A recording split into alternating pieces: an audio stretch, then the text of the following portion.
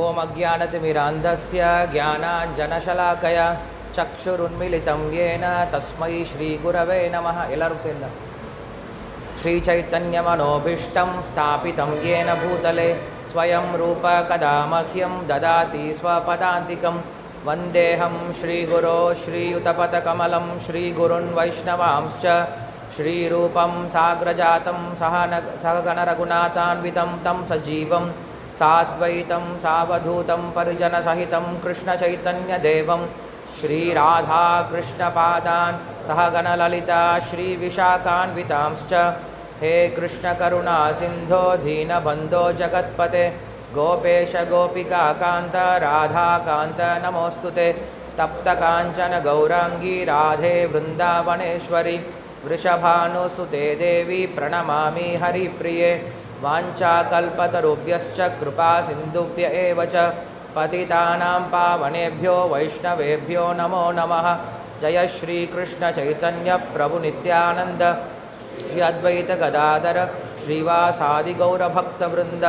हरे कृष्णा कृष्ण कृष्ण हरे हरे हरे राम राम राम हरे हरे।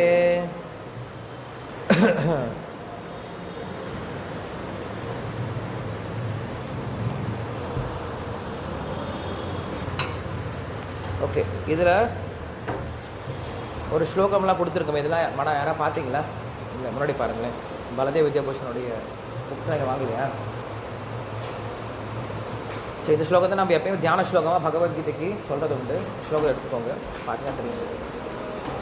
சத்யானந்த சிந்த சக்தேக பக்ஷே சர்வாத்யக்ஷே பக்தி ரக்ஷாதி தக்ஷே ஸ்ரீ கோவிந்தே விஸ்வசர்க அதிகந்தே பூர்ணானந்தே நித்யமாஸ்தாம் மதிர்மே अज्ञाननीरधिरुपैति अविशेषं भक्ति परावचिति परिपोषमुच्चैः तत्त्वं परं स्फुरतिदुर्गमम् अपजस्रं सत्कुण्यवृच्छ्रचितं प्रणमामि गीतं गौरां सुखसत्कुमुदप्रमोदि स्वाभिक्रियागोस्तमो निहन्त श्रीकृष्णचैतन्यसुधानिधर्मे मनोतिष्ठन् स्मृतिं करोतु प्राचीनवाचस्विचार्यसोऽहम् अज्ञोऽपि गीतामृतले सलिप्सुः यतः प्रभोरे मदेत तत्र सन्तक्षमत्वं शरणागतस्य स्वधर्मज्ञानवैराग्यसाध्यभक्त्यवगोचरः नारायण परब्रह्म गीता शास्त्रे समीरितः ज्ञानकर्मात्मिके निष्ठे योगलक्ष्ये संस्कृते आत्मानुभूति सिद्ध्यर्थे पूर्वषट्केन चोदिते असक्त्यालोकरक्षायै गुणे सारोप्य कर्तृता सर्वेश्वरेव निस्योक्ता तृतीये कर्मकार्यताः।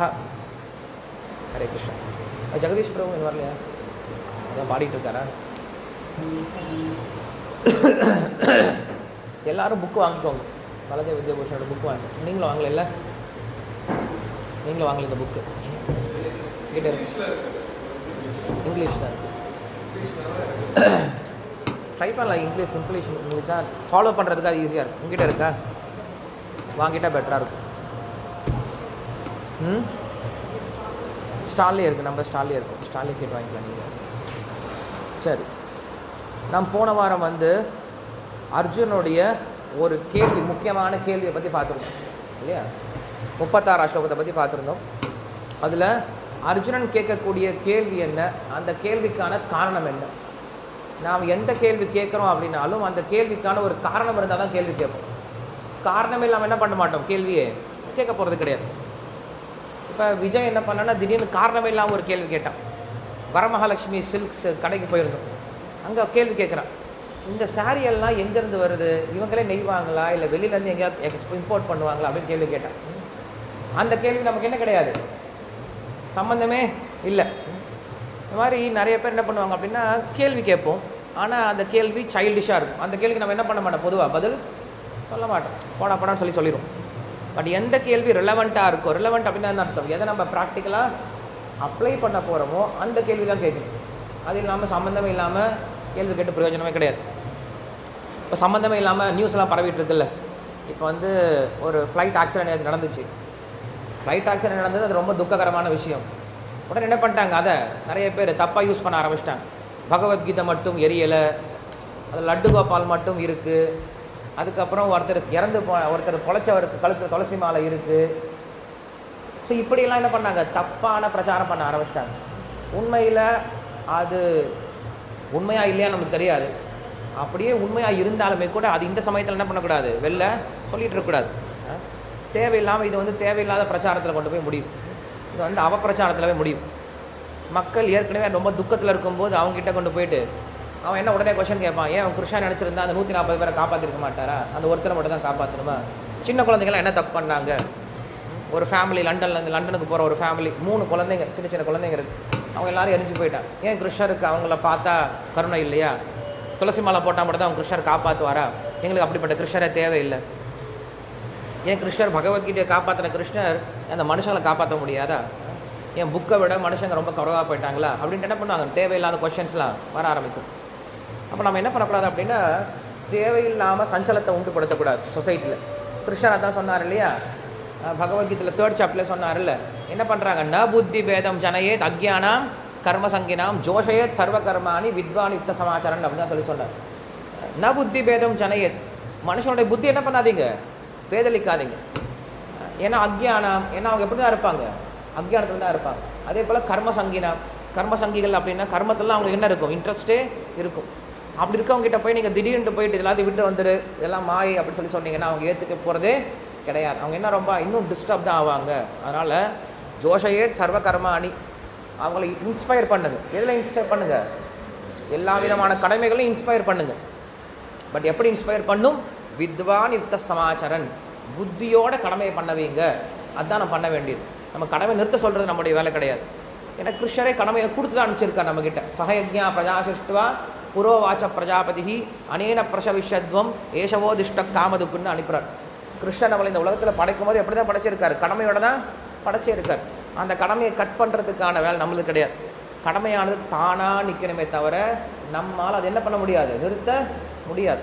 கிருஷ்ணர் இங்கே பகவத்கீதை முழுவதும் பார்த்தீங்க அப்படின்னா கடமையை செய் கடமையை செய் கடமையை செய்ன்னு தான் நிறைய ஸ்லோகங்கள் இருக்குது. கடமையை விடுன்னு சொல்கிறதுக்கு ஒரே ஒரு ஸ்லோகம் தான் இருக்குது, கடைசி ஸ்லோகம் தான் இருக்குது. சர்வதர்மான் பரித்யஜ்ய அப்படின்னு ஒரே ஒரு ஸ்லோகம் தான் இருக்குது. அப்படின்னு என்ன அர்த்தம் தெரியுமா? ஒருத்தனை சரியாக கடமை பண்ண வைக்கிறது தான் ரொம்ப கஷ்டம். கடமை விடுன்னு சொல்கிறது ரொம்ப ஈஸி. ஏன்னா அவன் அதுதான் காத்துட்ருக்கான். நிறைய பேர் என்ன பண்ணுவாங்க, சோம்பேறித்தனத்தினால கடமை உடனே விட்டுட்டு ஓடி வரதுக்கு வாய்ப்பு இருக்குது. அது ஃபல்கு வைராக்கியம் அப்படின்னு சொல்கிறாங்க. மித்யாச்சாரஸ்த உச்சத்தேன்னு சொல்லுவார் கிருஷ்ணர்.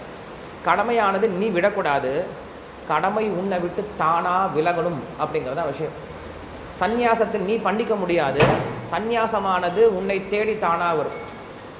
கடமையை செய்யறதுக்கு தான் நம்மளுக்கு என்ன பண்ணும், இன்ஸ்பயர் பண்ண வேண்டியதாக இருக்கே தவிர சந்நியாசத்துக்கு நீ இன்ஸ்பயர் பண்ணவே தேவையில்லை. ஏன்னா சந்நியாசம் அப்படிங்கிறது உன்னுடைய ஹார்ட்டில் உனக்கே உணரக்கூடிய ஒரு விஷயம். நீ இப்போ சன்னியாசி ஆகலாம் அப்படின்ட்டு யாருமே நம்மளை என்ன பண்ண மாட்டாங்க, சொல்லணும் அப்படின்ற அவசியமே கிடையாது. நமக்கே புரியும். ஓரளவுக்கு நம்ம ஞானத்தை வளர்த்துக்கிட்டோம் அப்படின்னா அந்த ஞானத்தினால வைராக்கியம் வந்து, வைராக்கியத்தினால என்ன பண்ணுவோம், அவனே எல்லாத்தையும் விட்டுட்டு போகிறதுக்கான வாய்ப்பு இருக்குது.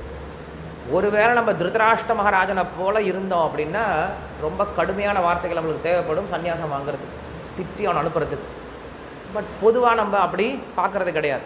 ஏன்னா பிரபுபாதர் அதை பண்ணார். பிரபுபாதர் என்ன பண்ணார் அப்படின்னா ஆரம்பத்தில் அமெரிக்க பக்தர்களுக்கு நேரடி என்ன பண்ணிட்டார், சீக்கிரமாக சன்னியாசம் கொடுத்துட்டார். ரொம்ப கம்மி வயசில் சன்னியாசம் கொடுக்க ஆரம்பிச்சிட்டார். இயக்கத்துக்கு வந்து 2 வருஷத்தில் 3 வருஷத்தில் என்ன பண்ணிட்டாங்க, எல்லாரும் சன்னியாசம் வாங்கிட்டாங்க. என்ன காரணம்? கிருஷ்ணர் சொல்கிறாரு பகவத்கீதையில் சர்வதர்மான் பரித்யஜ்யன்னு சொல்கிறாரு, எல்லா விதமான தர்மங்களையும் விட்டுன்னு சொல்கிறாரு. அப்போ என்ன பண்ணலாம், எல்லா தர்மத்தையும் விட்டுடலாம். என்ன காரணம், எதை பேஸ் பண்ணி நம்ம விடுறோம்? எனக்கு தூய பக்தி இருக்குது, அதனால் என்ன பண்ண முடியறானே, எல்லாத்தையும் விட்டுடலாம். ஏன்னா கிருஷ்ணன் அதையும் சொல்கிறார். என்ன சொல்கிறாரு, எவன் ஒருவனுக்கு ஆன்மீகத்தில் நாட்டம் வந்துருச்சோ, எஸ்வா ஆத்மரத்தில் ஏவசியாத் ஆத்ம திருப்தச்ச மாணவா ஆத்மன் ஏவச்ச சந்துஷ்டா தஸ்ய காரம் ந வித்யதே அப்படின்னு சொல்லிட்டு ஆரம்பத்திலே சொல்லி முடிச்சிட்டார். ஸ்லோகத்தில் அர்த்தம் என்ன? ஈஸ்வர்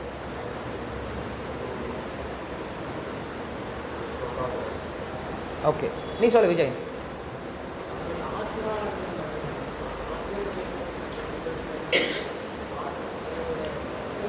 கேட்கவே இல்லை யாருக்கும். சரி, ஃபஸ்ட்டு பேச கற்றுக்கணும். ஒரு விஷயம் பேசணும் அப்படின்னா என்ன பண்ணணும், டக்குன்னு பேசிடணும், யோசிச்சுட்டே இருக்கக்கூடாது.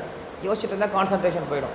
அதே போல் பேசுகிற வார்த்தை எப்படி இருக்கணும், ஸ்பஷ்டமாக இருக்கணும். அதே போல் எல்லாருக்கும் கேட்கக்கூடிய விதத்தில் இருக்கணும். பாலகிருஷ்ணா, உங்களுக்கு தெரியுமா அந்த ஸ்லோகம்? தெரியாது. இந்த ஸ்லோகத்தை எனக்கு ராதேஷாம் பிரபு கேட்டார். இந்த ஸ்லோகத்தை அர்த்தம் நான் காரில் போயிட்டு இருக்கும்போது கேட்டார். பிரபு, இந்த ஸ்லோகத்தில் 3 விஷயம் சொல்கிறார் கிருஷ்ணர். எஸ்து ஆத்மரதிர் ஏவசியாத் ஆத்ம திருப்தச்ச மாணவ ஆத்மன் ஏவச்ச சந்துஷ்டா தஸ்ய காரம் ந வித்யதே. இவனுக்கு கடமைகள் கிடையாது, கடமைகளே இவனுக்கு கிடையாது. இவன் கடமை என்ன பண்ணலாம், ஈஸியாக ரெனவுன்ஸ் பண்ணலாம், விட்டலாம். யார்? 3 குணங்களை சொல்கிறார். எஸ்துவ ஆத்மரத்தில் ஏவஸ்யாத், யார் ஒருவனுக்கு ஆத்மாவில் ஆசை உள்ளதோ, ரதி அப்படின்னு ஆசை பற்றுள்ளதோ, எஸ்வ ஆத்மரத்தில் ஏவஸ்யாத். ஆத்ம திருப்தஷ்டமானவக, எவன் ஒருவன் ஆத்மாவில் திருப்தியுடையவனாக இருக்கானோ. 2வது. 3வது, ஆத்மன் ஏவச்ச சந்துஷ்டக, எவன் ஒருவன் ஆத்மாவில் மட்டும் திளைத்திருக்கிறானோ, சந்தோஷம் அடைகிறானோ, தஸ்ய காரியம் ந வித்யதே, அவன் கடமை செய்ய வேண்டிய அவசியம் கிடையாது அப்படின்னு சொல்லி சொல்கிறார். நம்ம சொல்லியிருந்தோம், கடமை அப்படிங்கிறத நம்ம ஏன் பண்ணுறோம்? பகவான் நமக்கு கடமை ஏன் கொடுத்துருக்கார்? கடமை ஏன் விடணும்? ஆத்ம சாட்சா்காரம். நல்லா புரிஞ்சுக்கணும். கிருஷ்ணன் அவளுக்கு கடமை ஏன் கொடுத்துருக்காரு அப்படின்னா, கடமையை விடுவதற்காக. ஏன் கடமையை விடணும்? ஏன்னா இந்த கடமை தான் நம்மளை பந்தப்படுத்தி இருக்கு. கடமை அப்படிங்கிறது வேறு ஒன்றும் கிடையாது, நம்முடைய சுபாவம். இந்த ஆத்மா என்ன பண்ணியிருக்கு, பல பிறவைகளாக ஒரு சுபாவத்தை வளர்த்துருக்கு. அந்த சுபாவத்தை தூய்மைப்படுத்துவதற்கு அந்த கடமை தான் செஞ்சாகணும். அந்த கடமை செஞ்சால் என்ன பண்ண, அந்த சுபாவத்தை நம்ம தூய்மைப்படுத்தி ஆகணும். ஒருத்தனுக்கு ரொம்ப கோபம் இருக்குது, ரஜோகுணம் இருக்குது. அந்த ரஜோகுணத்தை எப்படி தூய்மைப்படுத்த முடியும்? போரில் ஈடுபட்டு தான் என்ன பண்ண முடியும், அதனால் தூய்மைப்படுத்த முடியும். அப்போ என்ன பண்ணுறார் கிருஷ்ணர், முள்ளால் முள் எடுக்கிற மாதிரி, வைரத்தால் வைரத்தை வெட்டுற மாதிரி என்ன பண்ணுறார் கிருஷ்ணர், கடமையினாலேயே கடமை என்ன பண்ணுறாரு, தூய்மைப்படுத்த முயற்சி பண்ணுறார். எந்த கடமை உங்களுக்கு பந்தத்தை கொடுத்ததோ அதே கடமை உங்களுக்கு என்ன பண்ணுது, இப்போ தூய்மையை கொடுத்துருது. எந்த கடமை உங்களுக்கு இந்த பிரபஞ்சத்தில் இருப்பதற்கு காரணமாக இருந்ததோ அதே கடமை இப்போ உங்களுக்கு மோட்சத்துக்கான சாதனமாக மாறி போயிடுது. அப்போ கடமையை கிருஷ்ணர் கொடுக்குறாரு அப்படின்னா அதற்கு காரணம் என்ன அப்படின்னா, அல்டிமேட் கோல் என்னது, ஆத்மாவை உணர வேண்டும் அப்படிங்கிறது. ஆத்மாவை உணராதற்கான காரணம் என்னது, நம்முடைய வாசனைகள், பூர்வ ஜென்ம வாசனைகள். அந்த வாசனைகள் நீங்கணும் அப்படின்னா நாம் சரியான கடமைகளை செய்து சரியான வாசனைகள் உள்ள அனுப்பணும் அப்படின்னா அந்த பழைய வாசனைகள்லாம் போக ஆரம்பிச்சிடும் அப்படிங்கிறது தான் விஷயம். அப்போ கிருஷ்ணர் சொல்கிறாரு, எஸ் ஆத்மரித்தர் ஏவஸ்யாத், ஆத்ம திருப்தஷ்டமானவக, ஆத்மன் ஏவ சந்துஷ்டகான்னு சொல்லிட்டு 3 நிலையை சொல்கிறார். என்ன நிலை? முதல்ல ஒருத்தனுக்கு ஆத்மாவை பற்றிய ஞானம் வந்துடுச்சு, எஸ் ஆத்மரித்தர் ஏவஸ்யாத். அப்புறம் என்ன பண்ணுறான், ஆத்மாவை உணரணும் அப்படின்னு என்ன பண்ணுறான், அவன் முடிவு பண்ணிட்டான். இது ஞானிகளோட நிலை. அவங்களுக்கு ஆத்மாவில் ஆசை. ஞானிகளுக்கு ஆத்மாவில் மட்டும்தான் ஆசை. அவங்க நான் ஆத்மான்னு உணர்ந்தால் போதும், அகம் பிரம்மா அஸ்மி அப்படின்ற ஒரு நிலைக்கு வந்தால் போதும், தத்துவமசி அப்படின்ற ஒரு நிலைக்கு வந்தால் போதும். அதுக்காக என்ன பண்ணுவாங்க, அவங்க எப்பயுமே நான் ஆத்மா நான் ஆத்மா நான் ஆத்மா நான் ஆத்மான்னு ஞாபகப்படுத்திக்கிட்டே இருப்பாங்க. எஸ் ஆத்மரத்தில் ஏவஸ்யார். அவனுக்கு எதில் தான் ஆசை, ஆத்மாவில் ஆசை. எஸ் ஆத்மத்தில் ஏவஸ்யார். அடுத்த சொல்கிறார், ஆத்ம திருப்தஷ்டமானவக. 2வது நிலை என்ன தெரியுமா, அந்த ஆத்மாவை உணர்ந்து அந்த ஆத்மாவில் திருப்தியாக இருக்கான. இந்த ஆத்ம திருப்தி எப்போ வரும் அப்படின்னா, எப்போ ஒருவன் பரமாத்மாவை உணர்ந்திருக்கானோ அப்போ தான் ஆத்ம திருப்தி ஏற்படும். இல்லைன்னா ஞானிகளுக்கு என்றைக்குமே திருப்தி ஏற்படாது. ஞானிகள் என்ன பண்ணுவாங்க அப்படின்னா, ஏதோ ஒரு நிலையில் இருப்பாங்களே தவிர அவங்களுக்கு திருப்தி அப்படிங்கிறது ஏற்படாது அப்படின்னு ஸ்ரீமத் பாகவதம் சொல்லுது. அப்படி திருப்தி ஏற்படாத நிலையில் என்ன பண்ணுறாங்க, அவங்க மறுபடியும் இந்த உலகத்தில் பிறவி எடுக்கணும் அப்படின்னு சொல்லிட்டு ஸ்ரீமத் பாகவதத்தில் சொல்லப்பட்டிருக்கு. இப்போ நம்ம ராமகிருஷ்ணா மட்டில் இந்த மாதிரி இடத்துலலாம் பார்த்தோம் அப்படின்னா அவங்க ஆத்மா பற்றிலாம் பேசுவாங்க. ஆனால் திடீர்னு என்ன பண்ணுவாங்க, சமுதாய சேவைக்கு வந்துடுவாங்க. மக்களுக்கு சமுதாய சேவை பண்ணுறோம், ஸ்கூல் கட்டுறோம், ஹாஸ்பிட்டல் கட்டுறோம், இந்த மாதிரி இலவசமாக பண்ணுறோம் அப்படின்னு சமுதாய சேவைக்கு வந்துடுவாங்க. காரணம் என்னது, அவங்களுக்கு எதில் டேஸ்ட் வரல, எதில் திருப்தி வரல, ஆன்மீகத்தில் திருப்தி வரல. ஸோ ஆன்மீகத்தில் திருப்தி வராதவங்க என்ன பண்ணுவாங்க, இந்த மாதிரி காரியங்கள்லாம் செய்ய ஆரம்பிச்சிருவாங்க. இது 2வது நிலை. பட் யோகிகள் எப்படி இருப்பாங்க தெரியுமா, ஆத்மாவில் திருப்தி அடைஞ்சவங்களாக இருப்பாங்க. அவங்க யோகிகள் சொல்லி சொல்கிறோம். ஏன்னா அவங்க பரமாத்மாவை உணர்ந்துட்டாங்க அப்படின்னு சொல்லி சொல்கிறோம். ஸோ பரமாத்மாவை உணர்ந்துட்டோம் அப்படின்னா, இது 6வது அத்தியாயத்தில் கிருஷ்ணர் பேசுவார். யார் ஒருவன் பிரம்ம சம்ஸ்பர்ஷம் அத்தியந்தம் சுகம் அஷ்ணுத்தேன்னு சொல்லுவார். எவன் ஒருவனுக்கு அந்த பரமாத்மாவை உணர்ந்துட்டானோ அவனுக்கு அத்தியந்த சுகம் கிடைக்கும் அப்படின்னு சொல்லி சொல்கிறான். அவன் திருப்தியாக இருக்கான்னு சொல்லி சொல்கிறான். இப்போ திருப்தியாக இருக்கான்னு சொல்லி சொல்கிறாரே தவிர அவன் சந்தோஷமாக இருக்கான்னு சொல்லி சொல்ல முடியல. அவன் திருப்தியாக இருக்கா போதும், பட் இன்னும் பத்தலை. அவன் என்ன பண்ணுறான், இன்னும் வேணும் யோசிச்சுட்டு இருக்கான். அதனால தான் சைத்தன்ய மகாபிரபு சொல்லுவார், இந்த யோகிகளும் ஞானிகளும் என்றைக்கு என்ன ஆக மாட்டாங்க, சாந்தியாகவே இருக்கவே மாட்டாங்க. யார் தான் சாந்தியோடு இருக்க முடியும் அப்படின்னா பக்தர்கள் மட்டும்தான். கிருஷ்ண பக்தி அப்படின்றவங்க மட்டும் எப்படி இருப்பாங்க, கிருஷ்ண பக்தியோட தான் சாந்தியோடு இருப்பாங்களாம். ஏன்னா அவங்க ஆத்மாவை உணரணும் அப்படின்ற அவசியம் கிடையாது, ஏற்கனவே அவங்க ஆத்மாவை உணர்ந்துட்டாங்க.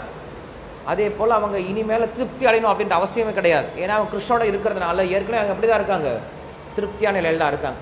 அவங்களுக்கு இதுக்கு மேலே ஒன்று வேணும் அப்படின்ற ஆசையும் கிடையாது. ஏன்னா அவங்களுக்கு என்ன கிடைச்சிருச்சு, கிருஷ்ணரே கிடைச்சிட்டார். அதனால் அவங்களுக்கு இதுக்கு மேலே வேறு ஒன்றும் தேவையில்லை, அவங்க சந்தோஷமாக இருக்காங்க. ஸோ இதனால நம்ம இந்த 3 நிலைகளை பற்றி பேசுகிறோம். இந்த 3 நிலைகளில் இருக்கவங்க கடமையை செய்ய வேண்டிய அவசியம் கிடையாது அப்படின்ட்டு அந்த ஸ்லோகத்தில் சொல்வார் அப்படின்ட்டு அன்றைக்கி தெரிஞ்சுக்கிட்டேன். சரி, பக்தி நிலை. அது பக்தி நிலைக்கு வரும்போது ஆத்மன் ஏவத்த சந்துஷ்டா அப்படின்னு 3ஆவது நிலை. சந்துஷ்டா அப்படின்னா சந்தோஷமாக இருக்கும். ஆனால் ஆத்மாவில் சந்தோஷமாக இருக்கேன். ஆத்மாவில் சந்தோஷமாக இருக்குதுன்னா என்ன அர்த்தம், ஆத்மா நிலையில் சந்தோஷமாக இருக்கிறது. ஆத்மா எப்போ சந்தோஷமாக இருக்கும், எப்போ அது கிருஷ்ணனுடைய சேவையில் இருக்கோ அப்போ தான் சந்தோஷமாக இருக்கும். ஆத்மா நான் வெறும் ஆத்மான்னு உணர்ந்தால் சந்தோஷமாக இருக்காது, ஆத்மாவுடைய குணங்களை பெற்றாலும் சந்தோஷமாக இருக்காது. ஆத்மாவுடைய இயல்புக்கு வரணும். முதல்ல நம்ம தெரிஞ்சுக்கிறது அப்படிங்கிறது ஒன்று, அதுக்கப்புறம் அந்த குணங்களை வளர்த்துக்கொள்வது அப்படிங்கிறது ஒன்று, அதுக்கப்புறம் அந்த ஆத்ம நிலையில் இருந்து செயல்படுறது அப்படிங்கிறது ஒன்று. 3 நிலை நம்மளுக்கு இருக்குது. ஸோ தெரிஞ்சுக்கிறது அப்படிங்கிறது ஞானிகளுடைய நிலை, குணங்களை பெறுவது அப்படிங்கிறது யோகிகளுடைய நிலை, ஆத்ம நிலையில் செயல்படுறது அப்படிங்கிறது பக்தருடைய நிலை. இந்த 3 பேர் அங்கே பேசுகிறார். அப்போ கடமை நம்ம எல்லோரும் செஞ்சாகணும் அப்படின்னு சொல்கிறார். கிருஷ்ணர் சொல்லி முடிக்கிறார். சொல்லும்போது கிருஷ்ணரே ஒரு அபவாதம் சொல்கிறாரு. நான் என்ன தான் கடமையை சொன்னாலும் அவன் என்ன பண்ணுறான், அவன் இஷ்டத்துக்கு தான் வேலையை பண்ணிகிட்டு இருக்கான். நான் சொல்கிறதா செய்கிறாங்க, அவன் இஷ்டம் தான் வேலை பண்ணிகிட்டு இருக்கான். என்ன காரணம் அப்படின்னா அவங்களுடைய வாசனைகள் தான் காரணம். கிருஷ்ணர் அதையும் சொல்கிறார். அவனுக்கு என்ன இயற்கை இருக்கோ அந்த இயற்கைக்கு தகுந்த வேலை தான் பண்ணுறான். யாருமே நான் சொல்கிறத கேட்குறதே கிடையாது. எவ்வளோ ரூல்ஸ் போட்டாலும் ஒரு பிரயோஜனம் கிடையாது, எவ்வளோ சாஸ்திர விதிமுறைகள் கொடுத்தாலும் ஒரு பிரயோஜனம் கிடையாது, எவ்வளோ தண்டனை கொடுத்தாலும் ஒரு பிரயோஜனம் கிடையாது. அவன் இஷ்டம் செயல்படுறான் அப்படின்னு சொல்லி முடிச்சிட்டார். சொல்லி முடித்ததுக்கப்புறம் இப்போ அர்ஜுனன் கேள்வி கேட்டார். கிருஷ்ணா, நீ எல்லாரும் தப்பு பண்ணுறாங்க, அவங்க இஷ்டத்துக்கு செயல்படுறாங்கன்னு சொல்கிறியே, என்ன காரணம்? அதகேன பிரயுக்தோயம் பாபம் சரதி பூருஷா அனிச்சன்னபி வார்ஷ்ணய பலாதி வணியோஜிதா அப்படின்றதான் போன வார ஸ்லோகம் பார்த்தோம். அதகேன பிரயுக்தோயம், யாரால் உந்தப்பட்டு, பாபம் சரதி பூருஷா மனிதர்கள் பாபகரமான காரியத்தில் ஈடுபடுகிறார்கள். அனிச்சன் அப்படின்னா இச்சை இல்லாமலும், ஆசையே இல்லை அப்படின்னாலும். நாம் எல்லாரும் இங்கே பக்தர்களாக வரோம், இல்லை கோயில் ஆசிரமத்தில் தங்கியிருக்கோம் அப்படின்னா என்ன காரணம், நாம் எல்லாரும் பாவத்திலிருந்து விலகி இருக்கணும் அப்படின்னு நினைக்கிறோம். பாவம் பண்ணணும் அப்படின்னு யாருக்கு என்ன கிடையாது, ஆசை கிடையாது. அதான் அனிச்சன் அப்படின்னு சொல்கிறேன். எனக்கு இச்சையே இல்லை, பாவம் செய்யணும் அப்படின்ற ஆசை கிடையாது. அனிச்சன் அபி, அப்படியே இல்லாமல் இருந்தாலும் எனக்கு பாவம் செய்யணும் அப்படின்ற ஆசை இல்லை இருந்தாலும் அனிச்சன் அப்பி வார்ஷ்ணேய பலாதிவனி யோஜிதா, பலவந்தமாக என்ன பண்ணுறாங்க, அவங்க பாவம் செய்வதற்கு பந்தப்படுத்த தள்ளப்படுகிறார்கள் அப்படின்னு சொல்கிறோம். அப்போ என்ன காரணமாக இருக்கும், நாம் பாவம் செய்வதற்கு எது காரணமாக இருக்கும் அப்படிங்கிறதான் கேள்வி. அப்போ நம்ம போன வாரம் இதை சர்ச்சை பண்ணோம். இந்த உலகத்தில் காரணம் அப்படின்னா ஒரே ஒரு காரணம் தான் இருக்குது, சர்வ காரணம் கிருஷ்ணர் தான் காரணம். அப்போ நம்ம யாரை கை காட்டிடலாம், நேராக கிருஷ்ணர் தான் கை காட்டலாம். கிருஷ்ணா நீ தான் காரணம், நான் பாவம் பண்ணுறதுக்கும் நீ தான் காரணம், நான் புண்ணியம் பண்ணுறதுக்கும் நீ தான் காரணம் அப்படின்னு சொல்லிட்டு என்ன பண்ணலாம், ஈஸியாக நம்ம கிருஷ்ணரை கை காட்டிடலாம். அப்படி காட்டிடலாமா அப்படின்னா அது காட்டவே முடியாது. ஏன்னா கிருஷ்ணர் அன்றைக்கி என்ன பண்ண மாட்டார், பாவம் செய்வதற்கு தூண்டவே போகிறது கிடையாது. கிருஷ்ணர் அன்றைக்கி நியூட்ரலாக இருப்பார். அவர் நமக்கு இது நல்லதுன்னு காட்டுவாரே தவிர நீ இதை செய்ன்னு சூண்டிகிட்டே இருக்க மாட்டார். அதே போல் இது தப்புன்னு சொல்லுவாரே தவிர தப்பை செய்யணும்னு சொல்ல மாட்டார், செய்யாதுன்னு சொல்ல மாட்டார். அவர் பாட்டு நியூட்ரலாக இருப்பார். நீ செஞ்சனா உனக்கு தண்டனை கிடைக்கும்ப்பா, இது செய்யலைன்னா இது உனக்கு நல்லாயிருக்கும் அப்படின்னு சொல்லுவாரே தவிர நம்ம பின்னாடி அவர் என்ன பண்ண மாட்டார், செக் பண்ணிகிட்டே இருக்க மாட்டார். செக் பண்ண ஆரம்பிச்சிட்டார் அப்படின்னா அவருடைய சாந்தி போயிடும். அம்மா எப்போ குழந்தைங்களை பார்க்காம அவள் பாட்டுக்கு அவள் வீட்டு வேலை பண்ணிகிட்டு இருக்காளோ அது வரைக்கும் பிரச்சனையாக இருக்காது. அம்மா குழந்தைங்க பின்னாடியே செக் பண்ண ஆரம்பித்தா, டேய் நீ ஏன்டா அப்படி பண்ணுற, டேய் நீ ஏன்டா சொல்கிற பேச்சு கேட்க மாட்டீங்களான்னு சொல்லிட்டு ஒரே பிரச்சனையாக இருக்கும். அதுக்கப்புறம் அம்மாவுக்கே புரிஞ்சு போயிடும், இதுங்க சொன்னால் கேட்க போகிறது கிடையாது, அதுங்க வேலை பண்ணட்டும், நான் ஏன் வேலையை பண்ணட்டும். என்ன பண்ணுவாங்க, அந்த அம்மா பாட்டு பீஸ்ஃபுல்லாக அவங்க வேலையை பண்ணிகிட்டு இருப்பாங்க. அதுபோல் கிருஷ்ணர் என்ன பண்ணார் அப்படின்னா என்றைக்குமே நம்ம மேலே பற்று வச்சுக்கிறது கிடையாது. பற்றுறது இது ஒரு பற்று தான். என்ன பற்று, நாம் சரியாக நடந்துக்கணும், நாம் தப்பாக நடந்துக்கூடாது அப்படின்றத நம்மளை கண்காணிச்சிட்டு இருக்கிறதும் ஒரு விதமான பற்று தான். அதை அவர் பண்ணுறதே கிடையாது. அந்த பற்று இருந்துச்சா அவர் சாந்தி போயிடும். அதனால் அவர் அதை பண்ணுறதே கிடையாது. அவர் நம்மளுக்கு என்ன பண்ணுவார், இன்ஸ்ட்ரக்ஷனை கொடுத்துருவார், இப்படி ஃபாலோ பண்ணுங்கப்பான்னு சொல்லிடுவார், அவ்வளோதான். நம்மளுக்கு ஞானத்தை கொடுத்துறார், அதுக்கப்புறம் நம்மக்கிட்ட சுதந்திரத்தை கொடுத்துறார். அதை எங்கே சொல்கிறாரு, அதகேன பிரயுக்தோயம் பாபம் சரதி பூருஷா அப்படின்னு கொஷின் கேட்குறார். கேட்ட கொஷனுக்கு என்ன பண்ணுறார் கிருஷ்ணர், சுற்றி வளைச்செல்லாம் பதில் சொல்லவே இல்லை, நேரடியாக என்ன பண்ணிட்டார், பதில் சொல்லிட்டார். ஒரு சில விஷயத்துக்கு நேரடியாக பதில் சொல்கிறது ரொம்ப அவசியம். ராமாயணம் பேசிகிட்டு இருக்கும்போது திடீர்னு ஒரு அதிர்ச்சிகரமான ஒரு கட்டம், தசரதன் உயிரை விட்டுட்டான், உயிரை விட போகிறான் அப்படின்ற கட்டம். அந்த சமயத்தில் என்ன பண்ணக்கூடாது, வேறு கதையெல்லாம் பேசிகிட்டு இருக்கக்கூடாது, அந்த சமயத்தில் எக்ஸாம்பிள்லாம் கொடுத்துட்டு இருக்கக்கூடாது, அந்த சமயத்தில் ஜோக்கெல்லாம் பேசிகிட்டு இருக்கக்கூடாது, அந்த சமயத்தில் மற்ற விஷயங்கள்லாம் பேசக்கூடாது. என்ன பண்ணும், நேராக பாயிண்ட்டுக்கு வந்துடணும். தினமலர் ஓனரை போய் பார்க்க போயிருந்தேன். ஸோ பார்க்க போயிருக்கும்போது அவர் ஏதோ ஒரு கொஸ்டின் என்கிட்ட ஏதோ ஒரு விஷயம் ஒரு வேலை சொல்லியிருந்தார். நான் போய் ஆரம்பித்தேன், மெதுவாக ஆரம்பித்தேன். சுவாமி வேலை முடிஞ்சதா இல்லை அது சொல்லுங்க. முடிஞ்சது, அவ்வளோதான். ஃபஸ்ட்டு வந்து என்ன பண்ணிடுங்க, எஸ் நோ அப்படின்னு சொல்லிடுங்க. நீங்கள் இழுத்து சொல்லிட்டு இருந்தீங்கன்னா எனக்கு அது வரைக்கும் என்ன கிடையாது, பொறுமை கிடையாது. இங்கே ராமர் தவிச்சிட்டு இருக்கார், சீதை எங்க தவிச்சிட்டு இருக்கார். ஹனுமான் என்ன பண்ணார், போயிட்டு வந்தாரா, போயிட்டு வந்ததுக்கப்புறம் ராமர் கேட்குறாரு என்னப்பா ஆச்சுன்ட்டு. உட்காருங்க ராமா, கதை சொல்கிறேன் விலாவரியா. நான் இங்கேருந்து போனேன்னா, அப்புறம் அங்கே சம்பாத்தியை பார்த்தோமா, அங்கே அந்த பர்வத மேலே மகேந்திர பர்வத்து மேலே ஏறுனா, அங்கேருந்து குதிச்சனா, அங்கே சிம்மிக்கையை பார்த்தனா, இவ்வளோ பார்த்தனா, அங்கே போய் லங்கினியை குட்டினா, இவ்வளோ கதையை கேட்குறதுக்கு யாருக்கு பொறுமை கிடையாது, ராமருக்கு பொறுமை கிடையாது. ராமர் கேட்க வேண்டிய விஷயம் ஒன்று தான், சீதையை பார்த்தியா இல்லையா. அதனால் என்ன பண்ணிட்டாரா, வால்மீகி ராமாயணத்தை ரொம்ப தெளிவாக போட்டிருக்கு. நேராக ஹனுமான் வந்தார், வந்தோடனே சொல்லிட்டார் சீதையை பார்த்துட்டேன் அப்படின்னு ஒரே ஒரு வார்த்தையில் முடிச்சிட்டார்.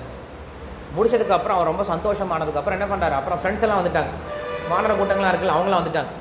எப்படி பார்த்து எல்லாம் சொல்லு அப்படின்னு சொல்லிட்டு அதுக்கப்புறம் எல்லோரும் 2-3 மரத்தை பெரிய பெரிய மரத்தை முடிச்சு போட்டு உட்காந்தாங்களே. அவங்களுக்கு அதான் ஆசனம். நம்மலாம் சின்ன சின்ன பாய் போட்டு உட்காருவோம், அவங்களுக்குலாம் உட்காருனா பெரிய பெரிய மரம் தான். மரத்தை முடிச்சு போட்டாங்களா, எல்லா குரங்களும் உட்காந்துக்குச்சுலாம். உட்காந்ததுக்கப்புறம் என்ன பண்ணார், ஹனுமான் உட்காந்து கதையாக சொல்ல ஆரம்பித்தாராம். ஃப்ரெண்ட்ஸ் கிட்டே நம்ம என்ன பண்ணலாம், நம்முடைய பெருமைகள் எல்லாத்தையும் பேசிக்கலாம். பகவான்கிட்ட போய் பெருமைகள்லாம், பகவான்கிட்டே குரு கிட்ட போய் என்ன பண்ணலாம், பெருமையெல்லாம் பேசிட்டு கூடாது. விஷயம் என்னமோ அதை என்ன பண்ணணும், சுருக்கமாக சொல்லிட்டு வந்துடணும். அதுபோல் கிருஷ்ணர் இங்கே என்ன பண்ணுறாருன்னா, ரொம்ப இக்கட்டான சூழ்நிலை, முக்கியமான ஒரு கொஸ்டின் கேட்டிருக்கார். என்ன பண்ணுறார், டேரெக்டாக ஆன்சர் சொல்லிட்டார். என்ன சொன்னார் இங்கே, காமயேஷ குரோதயேஷ ரஜோகுண சமுத்பவா மகாசனோ மகாபாப்மா வித்யேனமிகம் வைரினம் அப்படின்னு சொல்லி முடிக்கிறார். இந்த உலகத்தில் நாம் துன்பப்படுவதற்கு, நாம் பாபம் செய்வதற்கு ஒரே ஒரு காரணம் தாப்பா இருக்குது. என்ன காரணம் சொல்லி சொன்னார், ரஜோகுணத்திலிருந்து தோன்றக்கூடிய காமமும், அந்த காமம் திருப்தி அடையாத நிலையில் வரக்கூடிய கோபம், இது 2 தான் காரணம் அப்படின்னு சொல்லி சொல்கிறார். இங்கே 2 விஷயம் சொல்கிறார், மகாசனஹா மகாபாப்மா அப்படி 2 விஷயம் சொல்கிறார். மகாசனஹா அப்படிங்கிறது காமத்தை குறிக்கும். நமக்கு ஆசை வந்துருச்சுன்னா அது சர்வநாசனத்தை பண்ணிடும். எங்கே பார்க்கலாம் அப்படின்னா, நான் எதுகுலத்தினுடைய உதாரணத்தில் பார்க்கலாம். ஒரு ராஜா ஒருத்தர் வாழ்ந்துட்டு இருந்தார். அந்த ராஜாவுக்கு வந்து அவர் வந்து குடும்ப வாழ்க்கையில் ஈடுபடுறார், காம வாழ்க்கையில் ஈடுபடுறார். அவருக்கு அதில் என்ன வரவே இல்லை, திருப்தி வரவே இல்லை. அதுக்கப்புறம் அந்த ராஜாவுக்கு வயசாகிடுச்சு. வயசானதுக்கப்புறம் என்ன பண்ணுறார் அப்படின்னா, அவரால் என்ன பண்ண முடியல, காமத்தை அனுபவிக்க முடியல, இளமை வேணும். அவங்க பசங்க எல்லாத்தையும் கூப்பிட்டார், லைனாக நிற்க வச்சார். கூப்பிட்டு கேட்குறார், என்ன கேள்வி கேட்குறாரு, உங்களுடைய இளமை எனக்கு கொடுங்க, ஒரு 1000 வருஷம் கொடுங்க, நான் அனுபவிச்சுட்டு திருப்பி கொடுத்துட்றேன் அப்படின்னு யயாதி மகாராஜன் கேட்குறான். அதில் முதல் பையன் பேர் யது பார்க்குறான், என்னப்பா வெக்கமே இல்லையா உனக்கு, 1000 வருஷத்துக்கு மேலே அனுபவிச்சுட்ட நீ, இன்னும் எங்களோட இளமையை வாங்கிட்டு நீ அனுபவிக்க நினைக்கிறிய, உனக்கு வெக்கம் இல்லையா, இதெல்லாம் கொடுக்க முடியாது போ சொல்லி நிராகரிச்சிட்டான். உடனே அவங்க அப்பா சொல்லிட்டார், ஏன்டா என் ஆசை நீ நிறைவேற்றல, உனக்கு இனிமேல் அரசாட்சியே கிடையாது போடான்னு என்ன பண்ணுறார், அவனை கேன்சல் பண்ணிட்டார். அதனால தான் யது அப்படிங்கிறவங்களுக்கு டைனஸ்டியே இல்லாமல் இருந்தது. யது மக்கள் வந்து என்ன பண்ண மாட்டாங்க அப்படின்னா, ஆட்சிக்கே இல்லை, ஆட்சி பொறுப்பில் இருக்க மாட்டாங்க. அதுக்கப்புறம் என்ன பண்ணார், கிருஷ்ணர் தான் எதுகுலத்தில் பிறந்து அந்த எதுகுலத்துக்கே என்ன பண்ணார், மறுபடியும் ஒரு ஆட்சி பொறுப்பை கொண்டு வந்தார். அது அப்போ தான் யாதவர்கள் எதுகுலம் அப்படின்ற ஒரு குலமே வந்தது. அதுக்கு முன்னாடி வரைக்கும் அவங்க வந்து வெறும் ஹெல்ப்பராக தான் இருப்பாங்க, மற்ற குலத்துக்கு ஹெல்ப்பராக இருப்பாங்க. அதுக்கப்புறம் இன்னொருத்தர்கிட்ட கேட்குறார், கடைசி ஒரு பையன், அந்த பையன் பேர் என்னது, யயாதி ராஜாவுடைய பேர். அவன் கடைசி பையன் பேர் புரு மகாராஜ் அப்படின்ட்டு அவன் சொல்லிட்டான், அப்பா எடுத்துக்கோக்கப்பான்னு சொல்லிட்டான். அந்த புரு மன்னனுடைய இளமை என்ன பண்ணிட்டான், இவன் எடுத்துக்கிட்டான். மறுபடியும் ஒரு 1000 வருஷம் போனது. அனுபவிச்சு பார்த்துட்டு அந்த யயாதி மகாராஜனே ஒரு முடிவுக்கு வந்துட்டானா, எவ்வளவு அனுபவிச்சாலும் இந்த காமம் எனக்கு அடங்குற மாதிரியே தெரியலையே அப்படின்னு சொல்லிட்டு அவனே ரொம்ப வெக்கப்பட்டானான். வெக்கப்பட்டு தன்னுடைய பையனை கூப்பிட்டு, எனக்கு போதும்ப்பா, என்னோடய இளமை இனிமேல் உன்னோட இளமை எனக்கு வேண்டாம், இது எவ்வளோ அனுபவிச்சாலும் இது எனக்கு என்ன பண்ணல, திருப்தியை கொடுக்குற மாதிரி தெரியல, திருப்பி நான் அவங்ககிட்டே கொடுத்துறேன்னு சொல்லி கொடுத்துட்டு அவனுக்கு பெரிய ஆட்சி பொறுப்பையும் கொடுத்துட்டார் அப்படின்னு சொல்லி சொல்கிறது உண்டு. ஸோ என்ன அர்த்தம் அப்படின்னா, மகாசனஹா அப்படின்னு சொல்லி சொல்கிறார், நாசனம் பண்ணிடும், குடும்பத்தையே நாசனம் பண்ணிடும் அப்படின்னு சொல்லி சொல்கிறார். மகாசனஹா, மகாபாப்மா அப்படின்னு 2 விஷயம் சொல்கிறார். மகாபாப்மா அப்படின்னா இது கோபத்தை குறிக்கும். ஒருத்தனுக்கு கோபம் வந்துருச்சுன்னு வச்சுக்கோங்களேன், அவன் பெரிய பாவத்தில் போய் விழுந்துடுவான், என்ன பண்ணுவானே தெரியாது. சாஸ்திரத்தில் சொல்லப்பட்டிருக்கு, ஒருத்தனுக்கு கோபம் எந்த அளவுக்கு வரும் அப்படின்னா அவனுடைய குருவை கூட கொல்லக்கூடிய அளவுக்கு கோபம் வந்துடுமா, அந்த அளவுக்குலாம் கோபம் வரும் அப்படின்னு சொல்லி சொல்கிறாங்க. குருவை கொல்ல முடியுமா, அப்பா அம்மாவை கொல்ல முடியுமா கோபத்தினால? நம்ம இன்றைக்கி என்ன பண்ணுறோம், ரொம்ப சகஜமாக பார்த்துட்ருக்கோம் இல்லையா? இந்த சொசைட்டியில் இன்றைக்கி அப்பா அம்மாவை கொல்றது ரொம்ப சகஜமாக போயிடுச்சு, குருவெல்லாம் சொல்லவே தேவையில்லை, கொண்டுடுறாங்க. ஸோ இப்படியாக இது மகா பாப்மா. வித்தியேனம் மிக வைரினம். வித்தியேனம் அப்படின்னா நல்ல ஞானமுடையவர்களோட என்ன பண்ணுது, நல்ல ஞானமுடையவர்களுக்கு இது ஒரு பெரிய எதிரி அப்படின்னு சொல்லி சொல்கிறார். இந்த கதை நம்ம எங்கே பார்க்க முடியும் அப்படின்னா, ராமாயணத்தில் ராமர் என்ன பண்ணுறாரு, சுக்ரீவனுக்கு ஹெல்ப் பண்ணுறார், வாலியை கொண்டுட்டார். சுக்ரீவன் இப்போ என்ன பண்ணுறாரு, அரசாட்சியை கொடுத்துட்டார். இப்போ மழை காலம் வந்துடுது. இப்போ மழை காலம் வந்த பின்னாடி ராமர் சொல்கிறாரு, இப்போ நம்ம வெளில போய் சீத்தையை தேட முடியாது, நீ என்ன பண்ணு, ஒரு 4 மாதம் சௌக்கியமாக இருந்துட்டு அதுக்கப்புறமா நம்ம சீத்தையை தேடலாம்னு சொல்லிட்டு அனுப்பி வச்சுட்டார். அவன் கிஷ்கிந்தைக்கு போயிட்டான். போனவன் என்ன பண்ணுறான், ரொம்ப ஜாலியாக ஹாப்பியாக இருந்துகிட்ருக்கான். மழை காலம் 4 மாதம் இங்கே முடிஞ்சிடுது. ராமர் மெதுவாக லக்ஷ்மணன் கிட்ட பார்க்குற, லக்ஷ்மணா நம்மளை பார்த்தியா எப்படி இருந்தான், எப்படி நம்மளை சுற்றி சுற்றி வந்துட்டு இருப்பான், ராமா ராமா ராமான்னு சுற்றி வந்துகிட்டே இருப்பான். இப்போ அரசாட்சி கிடச்சிட்டு என்ன பண்ணிட்டான், நம்மளை திரும்பி பார்க்கவே இல்லை, பார்த்தியா மனுஷங்க இப்படி தான் இருப்பாங்க போல இருக்கு, வேலை நடக்கிற வரைக்கும் காலை சுற்றி சுற்றி வருவாங்க, வேலை முடிஞ்சிருச்சா என்ன பண்ணுவாங்க, தூக்கி போட்டு போயிடுவாங்க. நம்மளை பிரயோஜனம் இல்லாமல் நினச்சிட்டானு போல என்னமோ தெரியலையே. நம்ம உண்மையாக அவனுக்கு ஹெல்ப் பண்ண நினைக்கிறோம். உண்மையில் ராமருக்கு சுக்ரீவனோட ஹெல்ப்பே தேவையில்லை. பட் இருந்தாலும் சுக்ரீவனுக்கு ஒரு நல்ல பேர் கொடுக்கலான்னு தான் என்ன பண்ணுறார் ராமர், சுக்ரீவனோட ஹெல்ப்பை எதிர்பார்க்குறார். அப்படி இருந்து அவர் நினைக்கிறாரு. உடனே ராமர் திரும்பி பார்த்தாரா, லக்ஷ்மணன் திரும்பி பார்த்தாரா. லக்ஷ்மணன் திரும்பி பார்த்தா போதுமா, அவனுக்கு உடனே தெரிஞ்சு போயிடும். லக்ஷ்மணன் உடனே கிளம்பிட்டார், கொண்டுடுவான், அவனை போய் கொண்டுட்டு வந்துட்டோமான்னு கேட்குறார். கொல்றாதடா, கொல்லாத, நம்மளே உருவாக்கிட்டு அவனை என்ன பண்ணக்கூடாது, நம்மளே கொல்லக்கூடாது. அங்கே போய் ஒரே ஒரு விஷயம் சொல்லிட்டு வா, வாலியை கொன்ன குகை, வாலியை கொன்ன அம்பு இன்னும் என்கிட்ட தான் இருக்குன்னு சொல்லிட்டு வா. இது சொன்னால் அவன் புரிஞ்சுப்பான்னு சொல்லி சொன்னார். உடனே என்ன பண்ணுறார் லக்ஷ்மணன், வில் அம்பு எடுத்தார், புஷ்ஷுன்னு கிளம்ப ஆரம்பிச்சிட்டார். பாம்பு இல்லையா, புஷ்ஷுன்னு கிளம்ப ஆரம்பிச்சிட்டார். அங்கே கிஷ்கிந்தைக்கு போகும் பொழுதே வானரங்கள்லாம் பார்த்தாங்க, லக்ஷ்மணன் வரார், கோவத்தோட வரார், கையில் வில் அம்போட வரார், பயங்கரமான சப்தத்தோட வரார் அப்படின்னு சொல்லிட்டு எல்லாம் குடு குடுன்னு ஓடுதுங்க. ஓடி போயிட்டு உள்ளார சுக்ரீவன் கிட்ட சொல்லிட்டாங்க. சுக்ரீவன் கிட்ட சொல்ல உடனே ஹனுமான் பார்க்குறார், சுக்ரீவா நீ போயிடாத, நீ போனால் உன்னை இப்போ என்ன பண்ணுவா லக்ஷ்மணன் கொண்டுடுவார், நீ போகாது அப்படின்னு என்ன பண்ணா தாரை அனுப்புகிறாங்க. தாரை யார், வாலியினுடைய மனைவி இல்லையா, தாரை அனுப்புகிறாங்க. தாரை நல்ல புத்திசாலி, நல்ல சாஸ்திரம் படித்தவன். தாரை என்ன பண்ணா அப்படின்னா, அவள் பெட்டில் எப்படி படுத்துட்டு இருந்தாலும் அதே கோலத்தோடு எந்திரிச்சு வந்தாலும். அது வரைக்கும் லக்ஷ்மணன் ரொம்ப கம்பீரமாக நடந்து வந்துட்டு இருந்தார், தலையை தூக்கி நடந்து வந்துட்டு இருந்தார். எப்போ ஒரு பெண் வர அவருடைய சப்தம் கேட்டால் என்ன பண்ணுறாரு, அப்படியே தலை கொஞ்சம் கொஞ்சமாக குனிய ஆரம்பிச்சிருந்தான். அவர் என்றைக்கும் பெண்களை ஏறெடுத்து பார்க்கறது கிடையாது, அப்படி ஒரு விரதத்தை அவர் வச்சுருந்தார். அப்படிப்பட்ட லக்ஷ்மணன் தாரையை சந்தித்த உடனே தாரை தலை நிமிர்ந்து பார்க்குறான், லக்ஷ்மணா அப்படின்னு சொல்லி கூப்பிட்றான். ஆனால் லக்ஷ்மணன் தலை குனிஞ்சிட்டே இருக்கா. சரி இவர் எப்படியா தலை நிமிர வைக்கணுமே அப்படின்னு சொல்லிட்டு என்ன பண்ணுறா, அவளும் பேசுகிறான். தாரை என்ன பண்ணுறா, லக்ஷ்மணன்கிட்ட ரொம்ப சகஜமாக பேச ஆரம்பிக்கிறான். என்னெல்லாம் பேச ஆரம்பிக்கிறா அப்படின்னா, அவன் இந்த இடத்துல இந்த விஷயம் சொல்கிறான். என்ன சொல்கிறான் அப்படின்னா, லக்ஷ்மணா நீ என்னமோ சொல்கிற, இந்த குரங்குகள்லாம் எப்பயுமே காமத்தில் ஈடுபட்டு சுக்ரீவன் மறந்து போயிட்டான்னு சொல்லி சொல்கிற, நீயும் தான் அதை வசப்பட்டுட்ட. காமமும் ஒரு பெரிய எதிரி தான், அதே போல் கோபமும் ஒரு பெரிய எதிரி தான். அவன் காமத்தில் விழுந்துட்டா, நீயே கோவத்தில் விழுந்துட்டியே, இது சரியில்லையே. கோவத்தில் விழுறது அப்படிங்கிறது உனக்கு மகாபுருஷர்களுக்கு சரியில்லையே. நீயே ஒரு விஷயத்தை உற்பத்தி பண்ணிட்டு நீயே கொல்லலாமா, அவங்கள போய் கொல்றதுக்கு உனக்கு கோவம் வரலாமா, இந்த கோவம் உனக்கு வரக்கூடாது அப்படின்னு சொல்லி சொல்கிறார். லக்ஷ்மணன் மறுபடியும் தலை குனிச்சிட்டே இருக்கார். இவ்வளோ என்னென்னமோ சொல்லி பார்க்குற லக்ஷ்மணன் தலையை எழுப்பலான்னு சொல்லி பார்க்குறேன், எழுப்பவே இல்லை. கடைசியாக ஒரு பிரம்மாஸ்திரத்தை விட்டார். என்ன தெரியுமா சொன்னா, லக்ஷ்மணன் நான் கேள்விப்பட்டேன் நீ ராமரை விட்டு பிரியவே மாட்டேயாமே, 10 நிமிஷம் கூட பிரிய மாட்டேயாமே. அப்போ தான் இருந்தார். பிறந்தது என்ன பண்ணுறாங்க, ராமலக்ஷ்மணன் என்றைக்குமே சேர்ந்தே தான் இருப்பாங்க. காட்டுக்கு போகும்போது விஸ்வாமித்திரர் கூட்டு போகும்போது சேர்ந்தே தான் போனாங்க, கல்யாணமும் சேர்ந்தே தான் நடந்துச்சு. அதுக்கப்புறம் இப்போ காட்டுக்கு 14 வருஷமும் சேர்ந்தே தான் வராங்க. சீதையை கூட என்ன பண்ணார் ராமர், எத்தனையோ காலம் பிரிஞ்சு இருந்துட்டார். ஆனால் லக்ஷ்மணனை பிரிஞ்சு இருந்ததே கிடையாது. இப்போ தாரை கேட்குறா, நீ பிரிஞ்சிருக்க மாட்டேன்னு கேள்விப்பட்டேன், இப்போ நீ வந்து 1 மணி நேரம் இருக்குமா, ராமர் தனியாக தானே இருப்பார், இப்போ மட்டும் எப்படி பிரிஞ்சு வந்த அப்படின்னு கேள்வி கேட்டாள். கேள்வி கேட்டனே அவனுக்கு புரிஞ்சு போயிடுச்சு. உடனே அவன் தலை நிமிந்து பார்க்குறான், அம்மா என்னை மன்னிச்சிடுங்கன்னு சொல்லி சொல்கிறான். அப்போ என்ன பண்ணுறான், அந்த தாரையில் தன்னுடைய 3 அம்மாக்களை பார்த்தான, கௌசல்யா, சுமித்ரா, கைகை அப்படின்ற 3 அம்மாக்களை பார்த்து அவங்ககிட்ட பேச ஆரம்பிக்கிறான்னு சொல்லி சொல்கிறாங்க. அப்போ லக்ஷ்மணோட உதாரணம் சொல்லும் போது அங்கே தாரை சொல்கிறா, இந்த கோபம் அப்படிங்கிறதும் மிகப்பெரிய எதிரி தான் அப்படின்னு சொல்லி சொல்கிறார். ஸோ அதனால் இந்த 2 விஷயத்தை நம்ம என்ன பண்ணணும், ஜெயிக்கணும் அப்படின்னு சொல்லி சொல்கிறாங்க.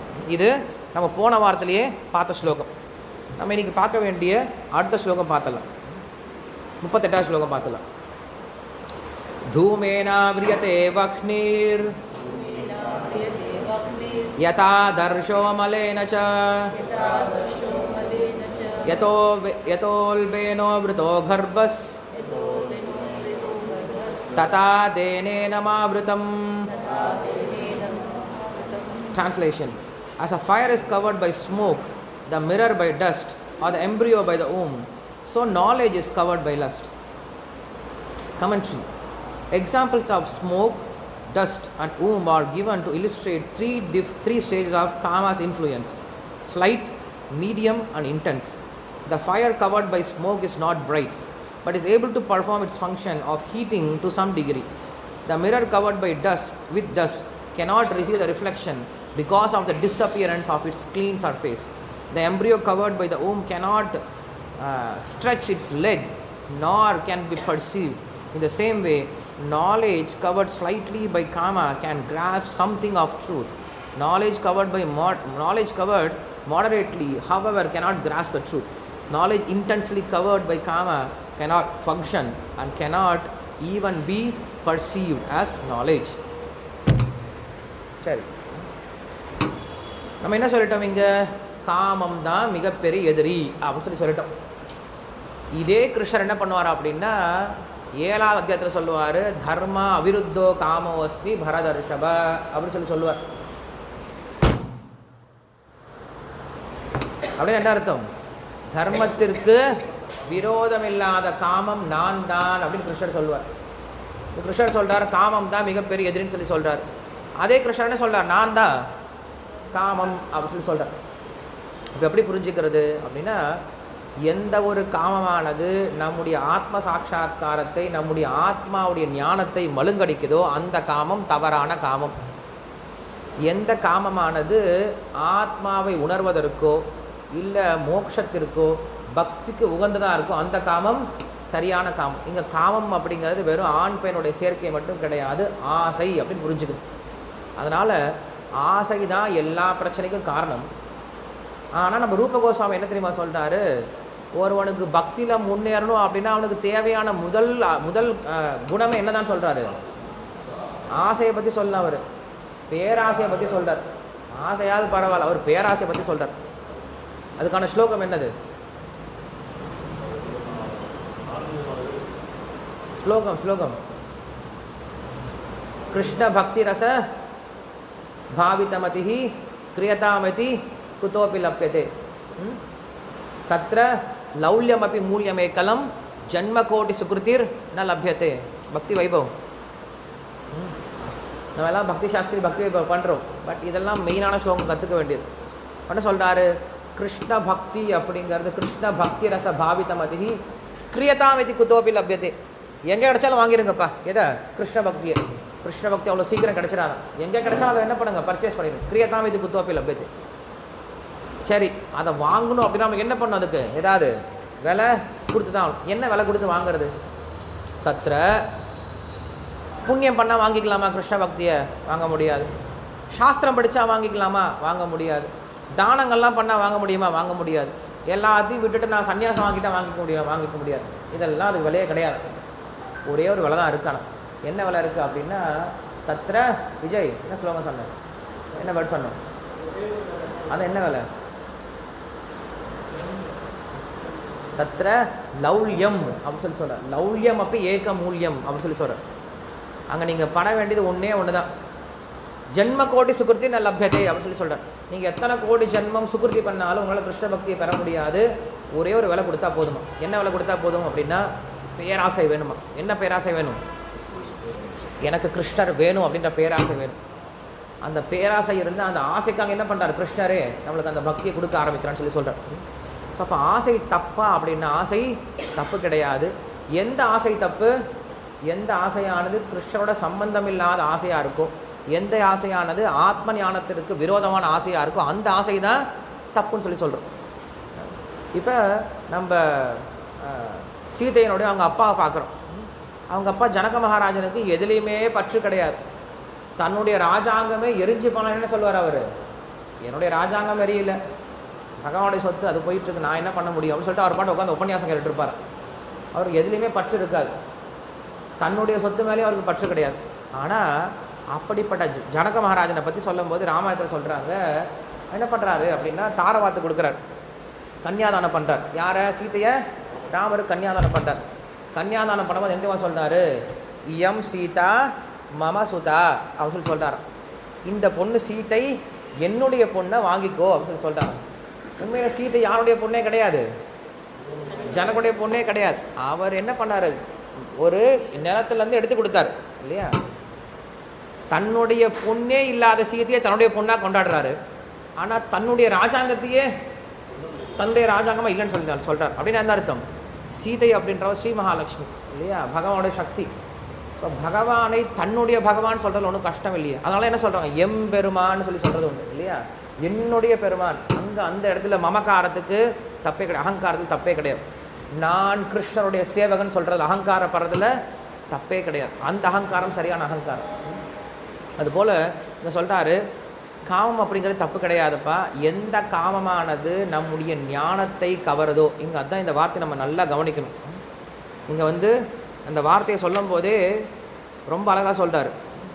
டிரான்ஸ்லேஷனை படித்தா நீங்கள் டிரான்ஸ்லேஷனை படிச்சிங்கன்னா நீங்கள் பலதேவ வித்யாபூஷன் சொல்லுவார், so knowledge is covered by lust அப்படின்னு சொல்லுவார். எந்த ஒரு ஆசையானது நம்முடைய ஞானத்தை கவரக்கூடிய ஒரு ஆசையாக இருக்கோ அந்த ஆசை தான் தப்பானது. ஆசையே தப்பு கிடையாது.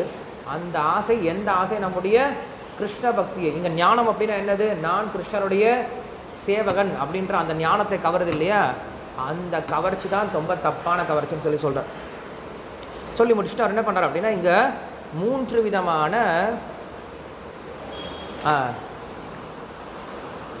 நம்ம இந்த போன வாரம் இந்த ஸ்லோகத்தோட அர்த்தம் படித்தோமா? கமெண்ட்ரி பார்க்கல இல்லை? 37. Okay, how to you describe this காம? இங்கேருந்து படிக்கிறோம். 37 கமெண்ட்ரி. ஓகே, நான் கீழேருந்து படிக்கிறேன். ஹவு அந்த கொஷன்லேருந்து படிக்கிறேன். It arises from the mode of rajas. This means that with the conquest of rajoguna, by increase of sattva, kama can be conquered. One cannot extinguish it by giving it what it wants, dhana. It is most voracious, mahashanaha. The smriti says, yat prativyam vrihi yavam hiranyam pashavaha striyaha nalam ekasya tat sarvam iti matva samam vrajet. Mahabharata solrar. Understanding that all that is available on earth in the form of food, gold, animals and women is not enough for one person. One should go about with peaceful mind. என்ன சொன்னார் புரியுதா உங்களுக்கு? மகாபாரத்தில் ஒருவனுக்கு ஆசை எந்த அளவுக்கு இருக்கும் அப்படின்னா, இந்த உலகத்தில் இருக்கக்கூடிய எல்லாத்தையும் கொடுத்து இதெல்லாம் உனக்கு தான்ப்பா அப்படின்னு சொன்னாலும் கூட அவனுக்கு என்ன ஆகாது? அதில் திருப்தி வராது. வேறு அந்த உலகத்தில் என்ன இருக்கும், அது எனக்கு கொடுங்களே அப்படின்னு யோசிக்க ஆரம்பிச்சிருவான். அந்த அளவுக்கு தான்ப்பா உங்களுக்கு இந்த உலகத்தில் காமம் இருக்கும். அது என்ன ஆகவே ஆகாது? திருப்தி ஆகவே ஆகாது. மகாக்னி அப்படின்னு அடுத்து சொல்ல போவார். அக்னி அப்படின்னு என்ன தெரியுமா அர்த்தம்? எவ்வளோ போட்டாலும் அது என்ன பண்ணாது? அணையவே அணையாது. அது என்ன பண்ண? இன்னும் கொழுந்து விட்டு தான் எரிஞ்சிட்டு. தக்ஷ பிரஜாபதி தப்பான ஒரு அனாலஜி சொல்லுவான். என்ன சொல்லுவான்? இது நீங்கள் ஒரு படத்துலேயும் பார்த்துருப்பீங்க.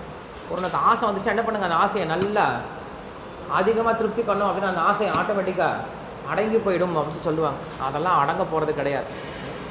மேபி அப்போதைக்கு கொஞ்சம் வெறுப்பு இருக்கிற மாதிரி இருக்கும். மறுபடியும் என்ன ஆகும், அது விழுத்த ஆரம்பிச்சிடும், மறுபடியும் ஃபயர் வர ஆரம்பிச்சிடும்.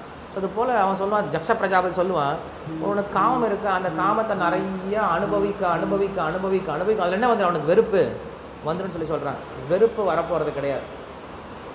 அவன் இன்னொரு உதாரணம் சொல்லுவான், சரி வயசாகிடுச்சுன்னா என்ன ஆகும், ஆட்டோமேட்டிக்காக காமம் அப்படிங்கிறது அடங்க ஆரம்பிச்சுன்னு சொல்லுவான். அதுவும் அடங்க போகிறது கிடையாது. வயசானால் புலன்கள் தான் அடங்கி போயிடும், காமம் அடங்காது. அந்த காம வாசனை உள்ளே இருந்துகிட்டே தான் இருக்கும். அந்த ஆத்மா என்ன பண்ணும், அடுத்த பிறவி எடுக்கும். அடுத்த பிறவியில் அந்த காம வாசனை இதுக்குள்ளே தான் இருந்துகிட்ருக்கும். குழந்தையாக இருக்கும்போது அந்த வாசனை வெளில தெரியாது. ஒரு குறிப்பிட்ட வயசு வந்த உடனே புலன்கள்லாம் நல்லா ஸ்ட்ரென்த்தாக செயல்பட ஆரம்பிச்சோன்னா என்ன ஆகும், மறுபடியும் அந்த வாசனைகள் எல்லாமே மேலே எலும்ப ஆரம்பிச்சிடும். அதனால் இந்த காமம் அப்படிங்கிறது என்றைக்கும் அடங்க போகிறது கிடையாது. நீங்கள் காமத்துக்கு தேவையான விஷயத்தை சப்ளை பண்ணி அதை என்ன பண்ண முடியாது, நீங்கள் அதை அடக்கவே முடியாது. நெருப்பிற்கு சமம் சொல்லி சொல்கிறார். ஷௌபரி அப்படின்னு ஒரு ரிஷி இருந்தார்.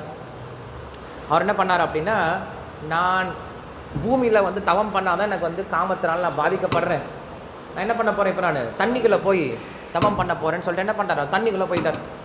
தண்ணிக்குள்ளே உட்காந்து தவம் பண்ணுவார். அந்த அளவுக்கு அவருக்கு என்ன இருக்குது, சக்தி இருந்துச்சா. தண்ணிக்குள்ளே உட்காந்து தவம் பண்ணிட்டு இருக்கார். இங்கே ராம்மோகன் இருக்கா பாரு, வர சொல்லிடுறேன். அந்த ரூமில் தண்ணிக்குள்ளே உட்காந்து என்ன பண்ணுறாரு, தவம் பண்ணிகிட்டு இருக்கார்.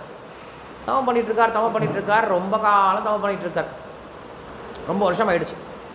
தவம் பண்ணி முடித்த பின்னாடி அவர் கண்ணை மெதுவாக திறந்து பார்க்குறார். தண்ணிக்குள்ளே பார்த்தோம் அப்படின்னா நிறைய சின்ன சின்ன மீன்கள்லாம் என்ன பண்ணுது, குட்டி மீன்கள்லாம் ஃபேமிலியோடு சுற்றிட்டு இருக்கு, குரூப்பாக சுற்றிட்டு இருக்கு. இதை பார்க்குறார். பார்த்தா நினச்சார், நம்மளும் 10,000 வருஷம் தவம் பண்ணிகிட்டு இருக்கோம், என்னடா கிடச்சிது, தாடியும் மீசையும் இவ்வளோ பெரிய நகமும், ஒன்றும் சந்தோஷம் கிடைச்ச மாதிரி தெரியலையே. இந்த சின்ன சின்ன மீன்லாம் பாரு எப்படி அழகாக தன்னுடைய குடும்பத்தோடு சுற்றிட்டு இருக்கு, அவ்வளோ அழகாக கிஸ் பண்ணிட்டு சுற்றிட்டு இருக்கு அப்படின்னு நினைக்கிறார். ஸோ நம்மளை என்ன பண்ணலாம், இதை நம்ம அனுபவிக்கலாம் அப்படின்னு என்ன பண்ணார், கிடுகிடுன்னு மேலே வந்தார். ஒரு ஊருக்கு போனார். அந்த தங்கியிருக்கக்கூடிய ஊருக்கு போனார். இந்த ரூமில் பாருடா, இந்த ரூமில் பாரு, இந்த ரூமில் இல்லையா, சரி வந்துடு. அங்கே ஒரு ராஜா ஆட்சி பண்ணிகிட்டு இருந்தான், மாந்தாத்தா அப்படின்னு அவனுக்கு பேர். அந்த ராஜா கிட்ட போய் கேட்டார், பாலகிருஷ்ணா கொஞ்சம் சீக்கிரம் நடப்பியா நீ, இதை க்ளோஸ் பண்ணிடு, இதை க்ளோஸ் பண்ணிடு.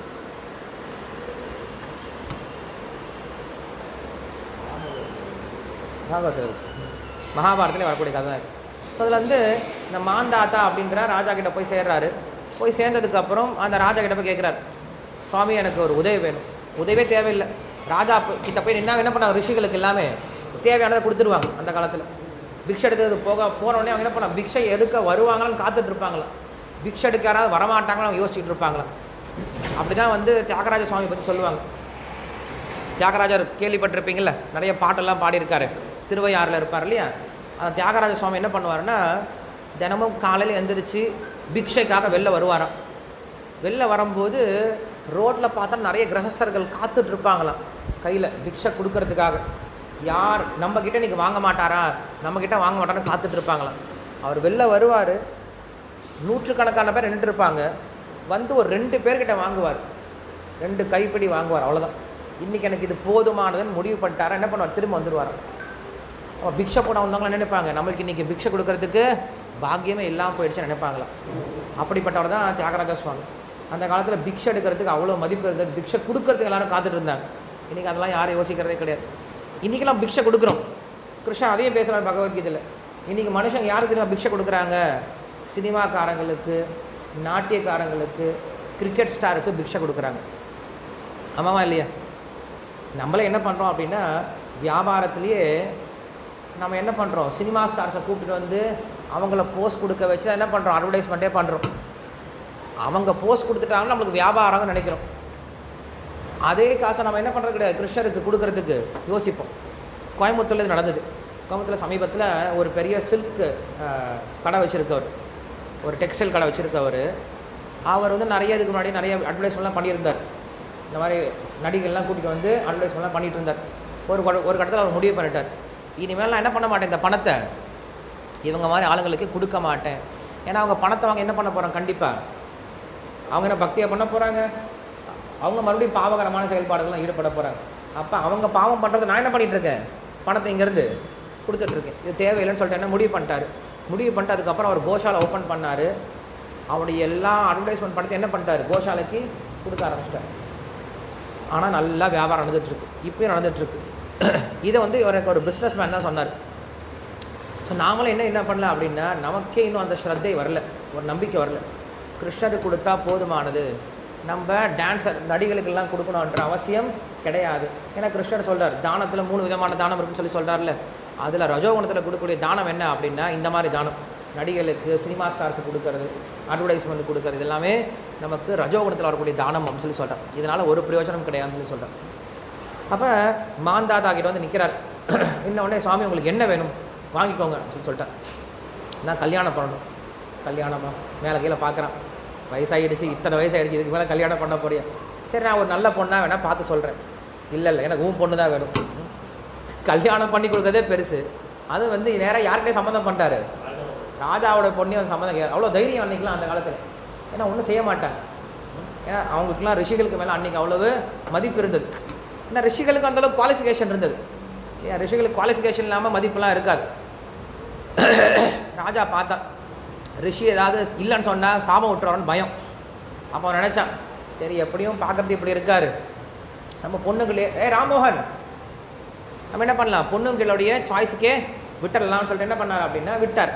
அப்போது சொன்னார், என்கிட்ட 50 பொண்ணுங்க இருக்காங்க, நீங்களே உள்ளே போங்க, எந்த பொண்ணுக்கு பிடிச்சிருக்கோ அந்த பொண்ணு நீங்கள் கல்யாணம் பண்ணிட்டு போங்கன்னு சொல்லிட்டான். சரி, என்ன பண்ணான், உள்ளே போனார். அவன் நினச்சான், இந்த குளத்தில் போனால் எந்த பொண்ணுக்கு பிடிக்கும், எப்படியும் ரிஜெக்ட் பண்ணிடுவாங்க எல்லா பொண்ணுங்களும் அப்படின்ட்டு நினச்சான். எங்கடா போனால் எங்கோட உட்கார்றேன், கிளாஸில் போகாமல் அங்கங்கே வெளியே பார்த்துட்ருக்கேன். உள்ளே இவன் என்ன பண்ணார், ரிஷிக்கு புரிஞ்சு போயிடுச்சு. சரி, உள்ளே போனால் நம்ம இந்த மேக்கப்போட போனால் சரிப்பட்டு வராதுன்னு சொல்லிட்டு எந்த இடத்துக்கு எப்படி போகணுமோ அப்படி போக தெரியும் இல்லையா. கோயிலுக்கு வந்தால் எப்படி போகணும், கல்யாணத்துக்கு போனால் எப்படி போகணும், எல்லாத்துக்கும் விதவிதமான ட்ரெஸ் எல்லாம் இருக்குது.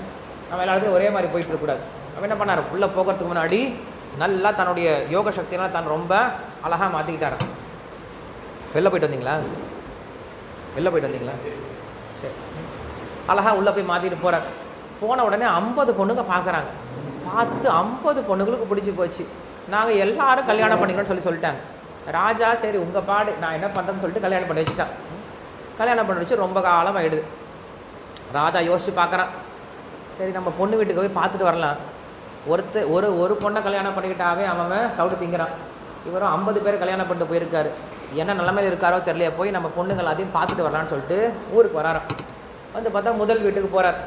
முதல் வீட்டுக்கு போனால் அந்த பொண்ணு அப்பாவை வரவேற்று எல்லா விதமான பணிபடையும் பண்ணுறான். அப்பா கேட்குறார், ராஜா கேட்குறார், மாந்தாதா என்னம்மா சௌக்கியமாக இருக்கியா? ரொம்ப சந்தோஷமாக இருக்கேன்ப்பா, என்ன நல்லா பார்த்துக்கிறார் நம்முடைய கணவர். எனக்கு ஒரே ஒரு குறை தான். என்ன குறை? என் வீட்லேயே இருக்கார், தங்கச்சி வீட்டுக்கே போக மாட்டேங்கிறார். அப்படியா? சரி, அடுத்த வீட்டுக்கு போகிறார். அடுத்த வீட்டுக்கு போனால் அவளும் இன்வைட் பண்ணுறா, அவளும் பூஜை எல்லாம் பண்ணுறா. மறுபடியும் கேட்குறா, என்னப்பா நல்லா இருக்கியா? நல்லா இருக்கேன், எல்லாம் சுகமாக இருக்குது, ஒரே ஒரு குறை தான். என்ன குறை? எப்போ பார்த்தாலும் என் கூடயே தான் இருக்கார், தங்கச்சி வீட்டுக்கு அக்கா வீட்டுக்கு போகிறதே இல்லை அப்படின்னு அந்த பொண்ணு, ரெண்டாவது பொண்ணு. இப்படி 50 வீட்டுக்கு போகிறாரு. 50 வீட்டில் இதே ஒரு கம்ப்ளைண்ட் தான். என்ன கம்ப்ளைண்ட்டு? என் வீட்டில் தான் இருக்கார், மற்ற வீட்டுக்கு போகிறதே இல்லைன்னு சொல்லிட்டு. அப்போ தான் ராஜாவுக்கு புரிஞ்சதான், இவர் என்ன பண்ணிட்டாரு, ரிஷி ஒரே சமயத்தில் 50 உருவத்தை எடுத்துக்கிட்டாராம். இதெல்லாம் சொல்கிறது உண்டு, ஆபாச வாழ்க்கைக்கு 50 உருவத்தை போலன்னு சொல்லுவாங்க. அவன் வந்து சேவைக்கு ஒரு 50 உருவம் எடுத்தாலும் பரவாயில்ல, இந்த மாதிரி ஒரு காம வாழ்க்கை அனுபவிப்பதில் 50 உருவம் எடுத்துக்கிட்டானா. 50 உருவத்தை எடுத்துக்கிட்டு 50 பெண்களோட பல்லாயிரம் வருடங்கள் பல விதத்தில் என்ன பண்ணியிருக்காரு, இவர் காம வாழ்க்கையை அனுபவிச்சிருக்கார். 50 பேரும் பார்த்துட்டு கடைசியில் வந்து பார்க்குறாரு, ஒரு மரம் இருக்குது, அந்த மரத்துக்கு கீழே அங்கே ஒரு ரிஷி உட்காந்துட்டு இருக்கார். இதே ரிஷி, சௌபரி ரிஷி அங்கே உட்காந்துருக்கார். அங்கே போய் கேட்குறாரு, சுவாமி நீங்கள் யார்? நான் தான் உண்மையான ரிஷி, அங்கே இருக்காதான் என்னோடய சாயை, அங்கே இருக்க என்னோடய ஷேடோ. ஏன்னா அங்கெல்லாம் ஆளுகளை இல்லைன்னா என்ன தொந்தரவு பண்ணுவாங்க. ஆனால் என்ன பண்ணேன், நான் என்னுடைய ஷேடோவெல்லாம் அங்கே வச்சுட்டு உண்மையாக நான் இங்கே உட்காந்துருக்கேன். ஏங்க உட்காரத்துக்கு காரணம் என்னது? ஏன்னா நான் என்ன பண்ணிட்டேன்னா, ராஜா நான் நினச்சிட்டு இருந்தேன் இந்த வாழ்க்கையானது எனக்கு சுகத்தை கொடுக்கும். நான் என்ன பண்ணிட்டேன், பல விதத்தில் அனுபவித்து பார்த்தேன், எனக்கு திருப்தியே கொடுக்கவே இல்லை. எதில் திருப்தி இருக்கும் அப்படின்னா, ஆத்மாவில் தான் சந்தோஷம் இருக்குது, சத் சங்கத்தில் தான் சந்தோஷம் இருக்குது. அதனால் என்ன பண்ணேன், நான் இங்கே வந்து உட்காந்துட்டு நான் எப்பயுமே பகவானுடைய ஸ்மரணையில் ரமிச்சு இருக்குன்னு சொன்னாராம். ஸோ அப்போ அந்த கதையில் நம்ம என்ன புரிஞ்சுக்கிறோம் அப்படின்னா, நாம் எவ்வளோ அனுபவித்தாலும் இது என்றைக்கும் குறைய போகிறதே கிடையாது. வயசாக என்ன ஆகும் அப்படின்னா, புலன்கள் வேணால் ரொம்ப வீக் ஆகலாம், ஆனால் குறைய போகிறதே கிடையாது. அக்பர் பீர்பால் கதை தெரிஞ்சிருக்குன்னு நினைக்கிறேன். பீர்பால் கிட்ட வந்து அக்பர் சொல்லுவானே, வயசானவங்களுக்கெல்லாம் காம ஆசை குறைஞ்சிருக்கும் அப்படின்னு சொல்லுவானே. பீர்பால் சொல்லலாம், அதெல்லாம் ஒன்றும் கிடையாது, நான் உங்களுக்கு உதாரணம் காட்டுறேன்னு சொல்லிட்டு என்ன பண்ணுவான், எங்கேயோ கூட்டிகிட்டு போவான், ராஜா கூட்டிகிட்டு போவான். ஒரு வீட்டுக்கு, சின்ன வீட்டுக்கு, ஒரு குடிசை வீட்டுக்கு கூட்டிகிட்டு போவான். அங்கே வயசான கிழமை ஒருத்தன் 90 வயசு கிழமை வாயை திறந்து அப்படியே உயிர் போக போகுது, எந்த சமயத்துலனா உயிர் போக போகுது, அப்படி படுத்துட்டு இருப்பான். அப்போ பீர்பால் சொல்லுவான், நீ மட்டும் வராத, உன்னுடைய இளவரசையும் சேர்த்து கூட்டிகிட்டு வான், உன்னுடைய பொண்ணையும் சேர்த்து கூட்டிகிட்டு வான்னு சொல்லுவான். கூட்டிகிட்டு போகிறான். கூட்டிகிட்டு போனேன் ராஜா போய் அங்கே அந்த சாக கிடக்கிறவன போய் பார்க்க போகிறான். எல்லாரும் பார்த்து ரொம்ப கவலைப்படுறான். ஐயோ இப்படி கஷ்டப்பட்டுருக்கானே, இப்படி கிளம்ப போகிறானே, இப்படி கிளம்ப போகிறதுக்கு எவ்வளோ கஷ்டப்படுறானோன்னு சொல்லி பார்த்துட்ருக்கான். எல்லாரும் துன்பப்பட்டுருக்கான், வருத்தப்பட்டு அவனை பார்த்துட்ருக்கான், பாவமாக பார்த்துட்ருக்கான். ஆனால் கீழே படுத்துட்ருக்கார்ல தலைவர், அவர் என்ன பண்ணுறாரு, அக்பரையும் பார்க்கல, பீர்பாலையும் பார்க்கல, வந்த சைனியத்தையும் பார்க்கல, பக்கத்தில் இருக்க அவங்க பொண்ணை தான் பார்த்துட்டு இருக்கானோ. அப்போ தான் பீர்பால் சொன்னாராம், பாருங்கள் ராஜா, வயசானாலும் என்னாகாது, காமம் அப்படிங்கிறது குறைய போகிறதே கிடையாது. ப்ரோப்பா சொல்லுவார் இல்லையா, அமெரிக்காவில் வயசான டிக்கெட்லாம் என்ன பண்ணுவாங்களா, போய் கிளப்புக்கு போயிட்டு பணத்தை தாராளமாக கொடுத்துட்டு அந்த பொண்ணுங்க டான்ஸ் பண்ணுறதை போய் பார்த்துட்டு வருவாங்களாம். அப்படி பார்த்து சந்தோஷப்பட்டுப்பாங்களாம். அந்த வாசனை உள்ளே இருக்கிறதுனால மறுபடியும் அடுத்த பிறகு என்ன பண்ணுறாங்க, பிறக்கிறாங்க. அவங்களுக்கு ரொம்ப சின்ன வயசுலேருந்து என்ன ஆகிடுது, அந்த காம ஆசை அப்படிங்கிறது வெளிவர ஆரம்பிச்சிடும். இனி நம்ம பார்க்குறோம், ரொம்ப சின்ன வயசுல இன்றைக்கி காமத்தில் ஈடுபடக்கூடிய குழந்தைங்க எல்லாத்தையும் நம்ம பார்க்க முடியும். வெறும் 10 வயசில் கூட என்ன ஆயிடுறாங்க, இன்றைக்கி கர்ப்பம் ஆயிடுறாங்க, குழந்தைங்களாம் இருக்காங்க. ஸோ அந்தளவுக்கு அவங்களுக்கு அந்த காம ஆசை அப்படிங்கிற ரொம்ப ஸ்ட்ராங்காக இருக்குன்னு சொல்லி சொல்கிறாங்க. கிருஷ்ணர் இங்கே 3 உதாரணத்தை கொடுக்குறார். காமம் அப்படிங்கிறது எப்படி இந்த ஆத்மாவுடைய ஞானத்தை 3 விதத்தில் கவர்ந்துருக்கும்னு சொல்லிட்டு 3 உதாரணங்களை கொடுக்குறார். இதில் வந்து அவர் என்ன கொடுக்குறாரு அப்படின்னா, ஸ்லைட்டு, மீடியம், இன்டென்ஸ் அப்படின்னு 3 டிகிரியை போட்டு கொடுக்குறாரு. இதெல்லாம் எது கொடுக்குறாங்க அப்படின்னா என்ன அர்த்தம், வெறும் இன்ஃபர்மேஷனுக்காக கிடையாது. ஒருத்தர் ரொம்ப இன்டென்ஸாக இருந்தால் என்ன பண்ணாத, மீடியம் ஆக்கணும், மீடியத்துலேருந்து ஸ்லைட் ஆக்கணும், ஸ்லைட்லேருந்து நில் ஆக்கணும். அதுதான் இந்த இன்டென்சிட்டி கொடுக்குறாங்க. இது நிறைய அர்த்தங்கள் இருக்குது. இதுக்கு பிரபுபாதர் கொடுத்த ஒரு அர்த்தம் ஒன்று இருக்குது. அதே போல் பலதேவ வித்யாபூஷன் கொடுத்த ஒரு அர்த்தம் இருக்குது. இதற்கு ராமானுஜர் கொடுத்த ஒரு அர்த்தம் இருக்குது. அதை ஒன்றா சொல்லி முடிச்சிடுறேன், நம்ம அடுத்த வாரம் பார்க்கலாம். 3 உதாரணங்கள் என்ன கொடுக்குறாங்க அப்படின்னா, ஃபஸ்ட் உதாரணம் என்ன கொடுக்குறாரு, நெருப்பு, புகை, நெருப்பு புகையை போல. 2வது உதாரணம் என்ன கொடுக்குறாரு, கண்ணாடி, தூசி. 3வது உதாரணம் என்ன கொடுக்குறாரு, ஒரு கர்ப்பம், கர்ப்பத்தில் இருக்கக்கூடிய சிசு. 3 உதாரணத்தை கொடுக்குறாரு. இப்படி காமமானது என்ன பண்ணியிருக்கு, ஆத்மாவை, ஆத்மாவுடைய ஞானத்தை கவர்ந்துருக்கு அப்படின்னு சொல்லி சொல்கிறேன். ஃபஸ்ட் அர்த்தம் என்ன புரிஞ்சுக்கணும் அப்படின்னா, நீங்கள் நெருப்பை பார்த்தீங்கன்னா நெருப்போட என்னைக்கும் என்ன சேர்ந்தே இருக்கும், புகை சேர்ந்தே தான் இருக்கும். புகையை நீங்கள் என்ன பண்ண முடியாது, நெருப்புலேருந்து பிரிக்கவே முடியாது. நெருப்பு இருந்தால் கண்டிப்பாக அங்கே புகை இருந்தே தீரும். அதுபோல் இந்த உலகத்தில் நாம் இருக்கிற வரைக்கும் நம்மோட ஆசை அப்படிங்கிறது என்றைக்குமே நம்மக்கிட்ட இருந்துக்கிட்டே தான் இருக்கும். மோட்சம் போகிற வரைக்கும் ஒருத்தர் ஆசை இருந்துட்டு தான் இருக்கும். இன்னும் சொல்ல போனோம் அப்படின்னா, ரூப கோஸ்வாமி சொல்கிறாரு நெக்டர் ஆஃப் டிவோஷனில், ஒருவனுக்கு பாவநிலை போனாலுமே கூட அந்த நிலை கூட இன்னும் கொஞ்சம் ஆசையினுடைய ட்ரேசஸ் இருக்குமா. பிரேமை அப்படின்னு நிலைக்கு போனால் மட்டும்தான் என்ன ஆகும், அந்த காமம் முழுமையாக டிரான்ஸ்ஃபர்மேஷன் ஆகுமா.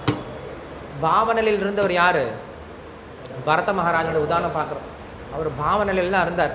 பட் அந்த நிலை கூட என்ன பண்ணார், ஒரு விஷயத்து மேலே பற்று ஏற்பட்டு மறுபடியும் கீழே விழுந்தார். அதனால் இந்த காமம் அப்படிங்கிறது நாம் இந்த உலகத்தில் வாழக்கூடிய வரைக்கும், இந்த உடல் இருக்கிற வரைக்கும் கண்டிப்பாக நம்மக்கிட்ட இருக்கவே செய்யும். இதை பிரிக்கவே முடியாது. அப்படின்னு என்ன தெரியுமா அர்த்தம், நாம் என்றைக்கும் நினைக்கக்கூடாது நான் இப்போ காமத்தை ஜெயிச்சிட்டேன், எனக்கு இனிமேல் காமம் தொந்தரவு கொடுக்காது, என்னை இனிமேல் ஒன்றும் பண்ணாதுன்னு நினைக்கவே கூடாது. எப்பயும் ரொம்ப ஜாக்கிரதையாக இருக்கணும். எப்படி வந்து ஒரு வேடன் ஆனவன் என்ன பண்ணுவான்னா, ஒரு மிருகத்தை அடிச்சிடுவான், ஒரு மான் அடிச்சிடுவான். மான் அடிச்சுட்டு அதில் கூட அம்பை எடுத்துடுவான். ஆனால் ரொம்ப ஜாக்கிரதையாக இருக்கணும், அந்த மானை பார்த்துக்கிட்டே இருக்கணும், மானை கட்டி போட்டே வச்சுருக்கணும். இல்லை என்ன தெரியுமா ஆகும், மான் என்ன பண்ணும், டக்குன்ட்டு எந்திரிச்சு குடுகுடுன்னு ஓடி போயிடும். அதுபோல் என்ன பண்ணுவான், நீங்கள் புலன்கள் என்றைக்கும் கட்டுப்பாட்டில் வச்சுருக்கணும், அதை ஃப்ரீயாக விட்டுறவே கூடாது. அப்படிங்கிறதுக்கு இந்த உதாரணம் கொடுக்குறான். ஸோ ஃபஸ்ட்டு உதாரணம், என்றைக்கும் காமமானது நம்ம கூட என்றைக்குமே சேர்ந்தே இருக்கும், ஃபஸ்ட்டு உதாரணம். 2வது உதாரணம் என்ன கொடுக்குறாங்க, புகை, கண்ணாடி. இந்த உதாரணம் எதுக்கு கொடுக்குறாங்க அப்படின்னா, கண்ணாடியை க்ளீன் பண்ணுறோம், க்ளீன் பண்ணதுக்கப்புறம் ஒரு 10 நாள் கழித்து பார்த்தா அப்படி இருக்கும், மறுபடியும் குப்பை வந்துடும். அப்போ என்ன பண்ணும், கண்ணாடியை ரெகுலராக க்ளீன் பண்ணிகிட்டே இருக்கும். அதே போல் நமக்குள்ளே இருக்கக்கூடிய இந்த காமம் அப்படிங்கிற ஆசையை நம்ம என்ன பண்ணணும், தினமும் க்ளீன் பண்ணிகிட்டே இருக்கணும். சேதோ தர்ப்பணம் ஆர்ஜனம் அப்படின்னு அதுதான் உதாரணம் கொடுக்குறா சைத்தன்ய மகாபிரபு. தினமும் இந்த ஹரிநாமத்தை படிக்கிட்டே இருக்கணும், தினமும் பக்தி சேவை ஈடுபட்டே இருக்கணும், தினமும் பகவானை பற்றி கேட்டே இருக்கணும். நேற்று நான் நிறையா பக்தி பண்ணிட்டேன், போதும், இன்னும் ஒரு வாரத்துக்கு போதும் அப்படின்னு நம்ம நினைக்கவே கூடாது. தினமும் பண்ணிகிட்டே இருக்கணும், ஒவ்வொரு மணி நேரம் பண்ணிகிட்டே இருக்கணும். இதுதான் அடுத்த உதாரணம் கொடுக்குறேன். 3வது உதாரணம் என்ன கொடுக்குறாரு, கருக்குள்ளே இருக்கக்கூடிய குழந்தை. இது என்ன தெரியுமா அர்த்தம்? ஒரு கருக்குள்ள குழந்தை இருக்குது, அந்த குழந்தை நினச்சாலும் அந்த கருவிலேருந்து வெளியில் வர முடியாது. பகவானாக பார்த்து அந்த சிசுவை வெளியில் தள்ளினால் ஒழிய அந்த குழந்தையினால் வெளியில் வரவே முடியாது. அதுபோல் நாம் எவ்வளோ முயற்சி செஞ்சாலும், நமக்கு எவ்வளோ ஆசை இருந்தாலும் நம்மளால் என்ன பண்ண முடியாது, அந்த காமத்தை வெற்றி கொள்ளவே முடியாது. பகவானுடைய கிருப்பை இல்லை அப்படின்னா நம்மளால் காமத்தை வெற்றி கொள்ளவே முடியாது. ஸோ நம்மளுக்கு பகவானுடைய கிருப்பையினால் மட்டும் என்ன பண்ண முடியும், இந்த காமத்திலேருந்து வெளியில் வர முடியும் அப்படிங்கிறது 3வது உதாரணம் இருக்குது. இதான் நம்ம இந்த 3 உதாரணத்தை தெரிஞ்சுக்கிறோம். ஸோ இதோட நிறுத்திடலாம். ஆல்ரெடி 9 மணி ஆயிடுச்சு. அடுத்து நம்ம ப்ரோக்ராமுக்கு போனோம். பிரசாதம் எடுத்துக்கோங்க. ஸ்ரீமத் பகவத்கீதா கி ஜாய், ஸ்ரீல பிரபுபாத கி ஜாய். ஹரே கிருஷ்ணா. எங்கே நின்றுச்சு? அங்கே சுற்றிட்டு இருந்தேன்.